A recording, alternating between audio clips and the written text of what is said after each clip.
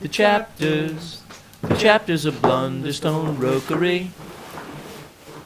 Oh, hello there. Welcome to the Chapters of Blunderstone. I'm your host, Stephen Kellogg. Let's see what we have in store this week.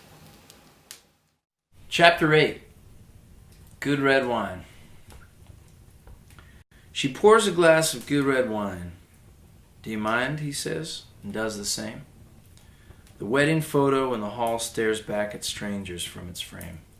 In these familiar rooms where they watch the years go by, somewhere along the way they both stopped trying to try. In his mind, he can still see her in that black dress he adored. Her girlfriends all looked up to her and the men were always floored. She interrupts his daydream with a question of her own, and for the first time in a long time, he doesn't feel like he's alone. And she says, "Why did you never take me to Paris or write my name in the stars? Why, when you see that I need it the most, don't you try and take me in your arms, whispering sweet consolations as if the die weren't cast?"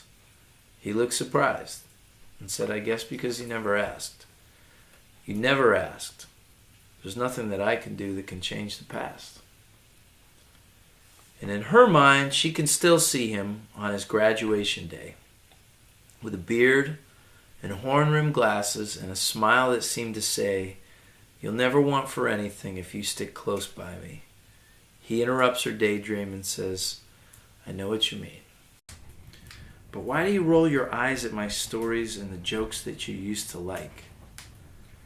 Why do you turn away from me when I lie down beside you at night? When my confidence is shaken, why don't you build me up from scratch?" She looked surprised and said, "I guess because you never asked.